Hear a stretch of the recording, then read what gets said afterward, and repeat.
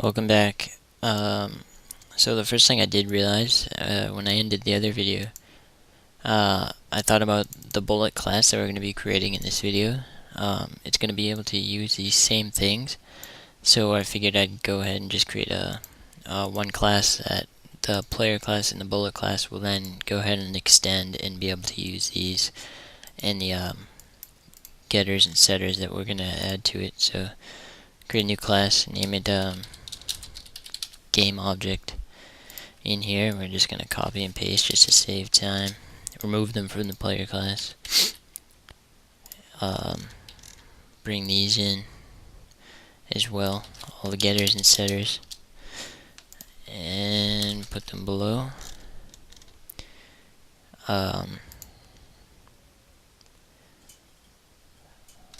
Save that.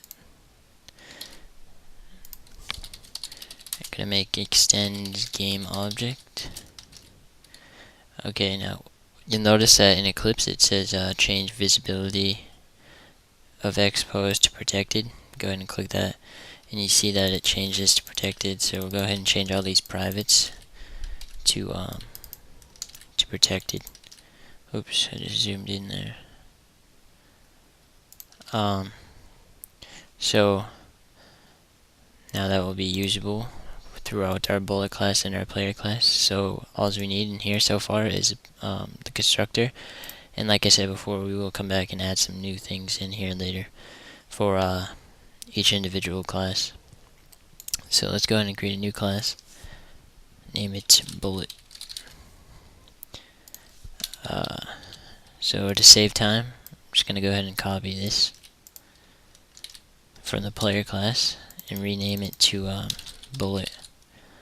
And then also make it also extends game object. So now you'll be able to create bullets, and they'll each have their own game object instance, and you'll be able to use the X position, Y position, height, width in the image. And for player, right now I'm going to go ahead and add just a, well, I guess I'll add it to the game object for health.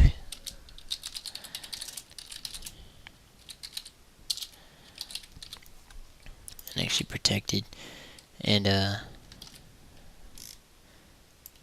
copy this just to save time again.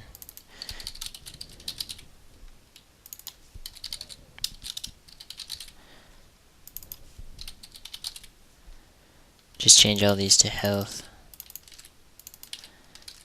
And go ahead and save that. We can close this. So we're going to want to pass a health in here as well, so I'll go ahead and add it after the width here.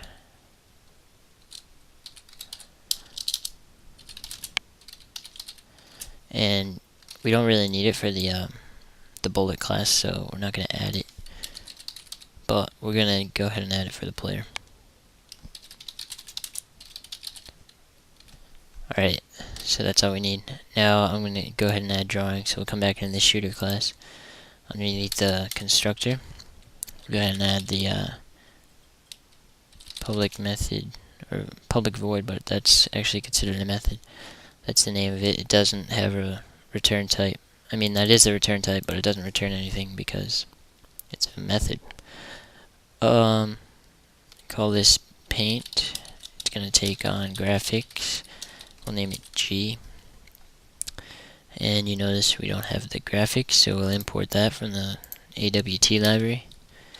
And one more, public void paint component.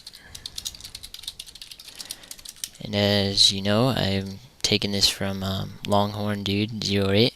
So he explained why you have paint component, and it's basically for use of a double buffer. And you'll see that in later tutorials. So g.clearrec 0, 0, so it's at the top left. It starts at the top left of the screen. I'm going to want to go ahead and get width. I will get the width of the width of the program, and get height we'll get the height of the program and end it. And basically, every time things are repainted, it will clear the screen and then redraw it again. So we're gonna go ahead and, since the default color is already set to black, we can just go ahead and fill. Come down here to rec 0. It's gonna be the same parameters, so we'll just go ahead and copy this. What this is gonna do is fill in the background with black. We could do fill background, but I'll just do it this way. So now, as you notice, we have black background. And just so you can see, we'll go ahead and set color.white, and we're gonna have to import the color package from the library. And then g.draw string for a little example of what we'll be able to do later on. We'll say tutorial at 50/50. So what this does is the string you want to draw at the X position, Y position, close it off, go ahead and run it again. You notice it draws it at 50/50. So, but as you notice, it doesn't look like it's 50 pixels down, but width is different than height. I don't know why. And I think it does account for this title bar too, so it's a little messed up. I don't know why Java does that. It should automatically correct that, but it doesn't. So we'll go ahead and add some corrections in for that later, but we'll just keep it as that for right now. And the player class is gonna have void draw. It's gonna also take on graphics. I'm just gonna copy this into the bullet class as well, because bullets are gonna have to be drawn. And in here we're gonna do g.draw image. So we're gonna use the image at the X pose, Y pose, width, height, and null. And you can delete the rest of these. Not sure if yours added it automatically or not. And then we'll also copy this for player. And what this is going to do is draw the image we have set for this class at this position with this height. And the image observer is null. But if you go ahead and rerun this, obviously it's going to do nothing, because we don't have an image set, or we're not even initializing the player. So we don't even have an instance of the player. And that's what I'm going to cover in the next tutorial. So basically what we're doing in these first two is just getting the base down, and then in the next few we'll actually load in some images, draw them on the screen, and start adding movement around with keys.